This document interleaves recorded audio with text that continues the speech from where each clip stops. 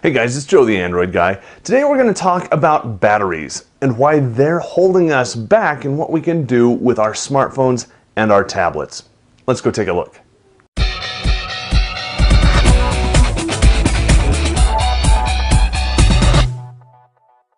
Alright, so batteries are a specification that are included really on every single cell phone and tablet that you get and just don't mean much.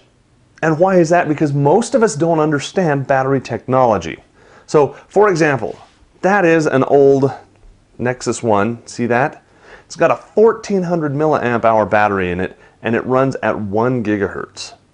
I think it runs at 1 gigahertz. It's been so long.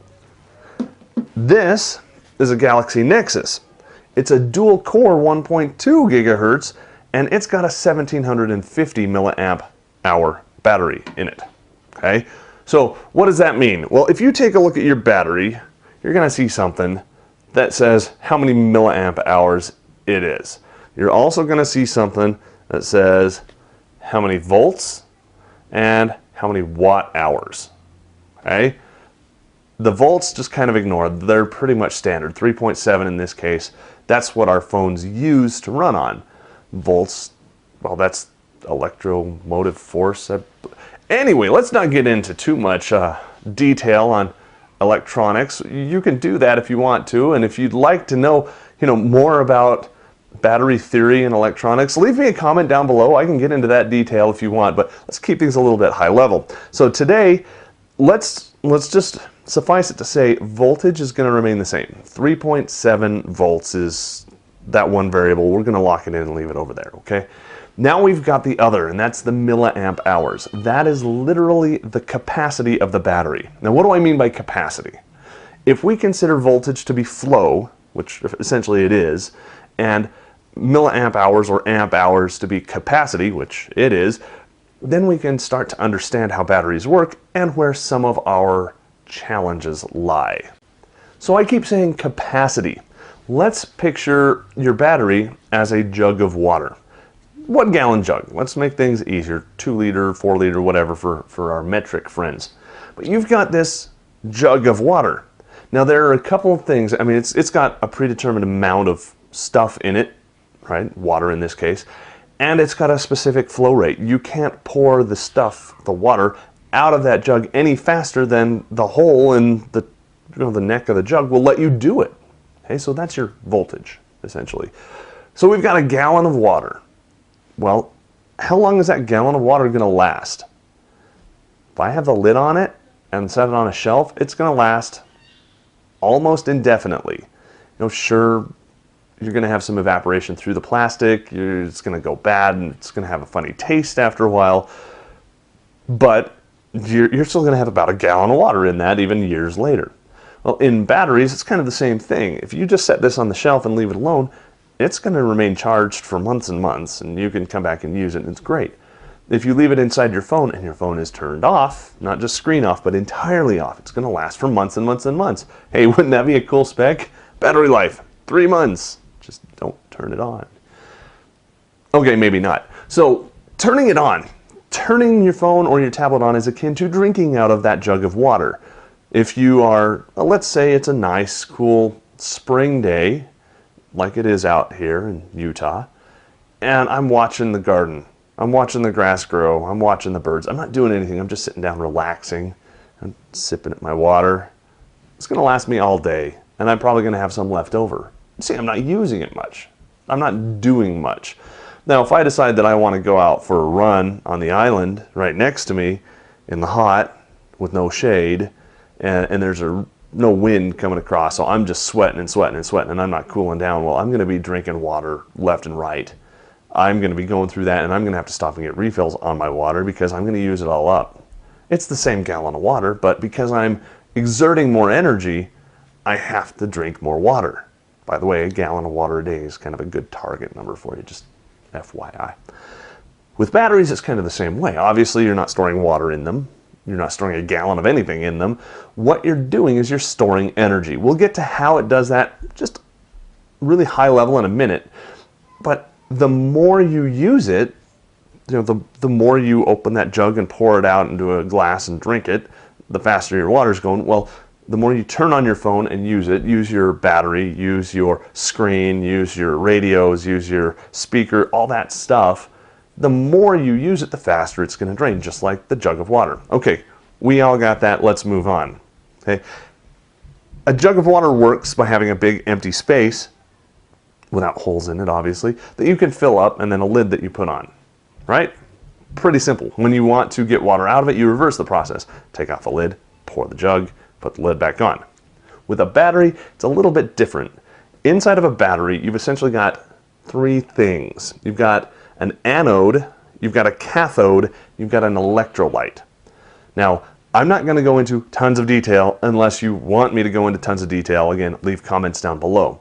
Suffice it to say, on one side you have positive ions, on one side you have negative ions with a lack of electrons. So essentially you're storing all of your electrons on one side, they're not on the other side, and you're insulating those two with an electrolyte solution. So, you know, if you imagine two wires that you're holding close together, as long as there's a gap in between there, electricity is not going to flow between them, but as soon as you get it close enough, it's going to arc across. Make sense? Batteries don't really work exactly that way, but it's kind of what it does. So when you charge up the battery, you're essentially replenishing all of those positive electrons, or positive, is it positive or negative?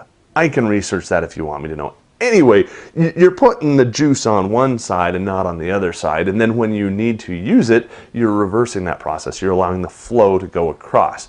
And it's that electrolyte solution that lets the electrons travel through and power flow and whatnot. Now this is direct current, so it goes from one side to the other side and out.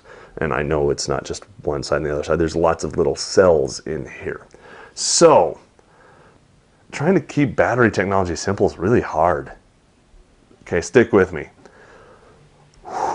Take a deep breath. All right, so we've got these batteries and anodes, cathodes, electrolytes, and they're all crammed in there really, really, really tight.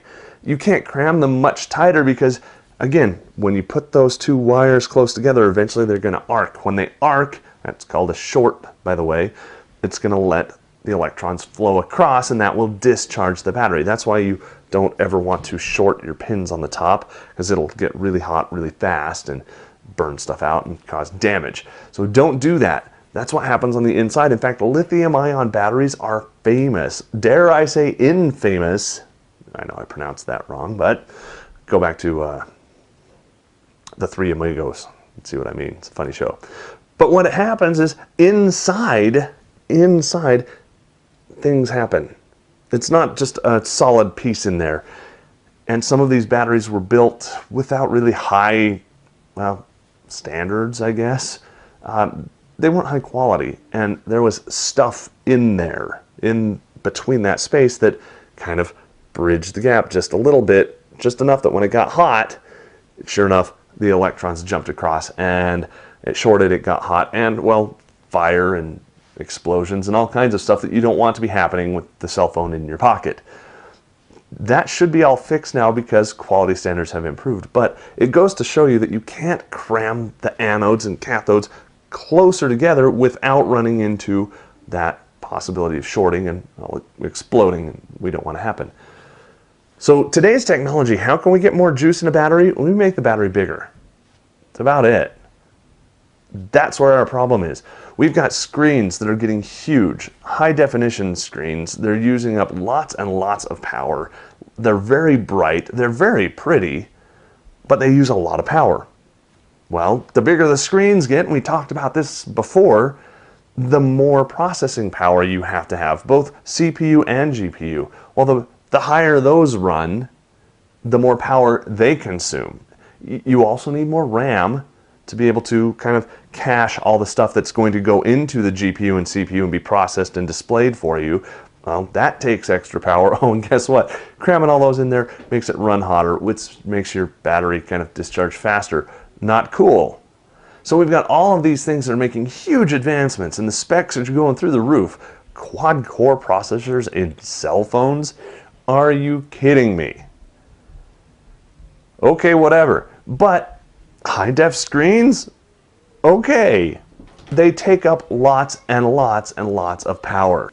So everything is getting faster, hotter, and using more power to run, but our battery technology is still lagging behind significantly. In fact, in these electric cars that you're hearing about, and some of you might even own, by the way, if you own an electric car, comment, let us know. That's kind of cool if you ask me. Anyway, back on topic.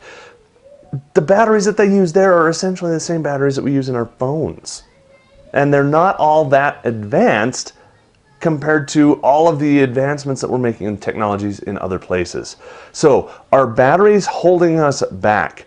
Right now, we're kind of teetering on the edge. We can always make bigger batteries, but people want skinnier phones. So at what point are they too skinny? At what point do we need to say, no, no, no, guys, let's start making our phones thicker so we can put bigger batteries in them? And at what point are we going to start getting bigger capacity batteries with higher tech in them that last longer? Come on, I want a battery that's going to last me all week. Don't you?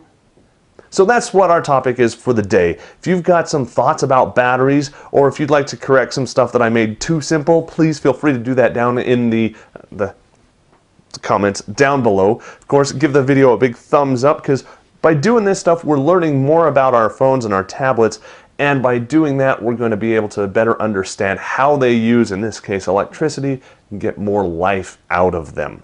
We're going to talk about sometime in the not too distant future about how we can make our batteries last longer. Not longer capacity, but last longer so that we don't have to replace them and wear them out, which might be really, really important for you if you have a non-removable battery. So you'll want to make sure that you subscribe to our video channel so you don't miss out on that in an upcoming episode of the Android Guy Weekly with Joe Levi. For Pocket Now and the Android Guy Weekly, thanks for watching.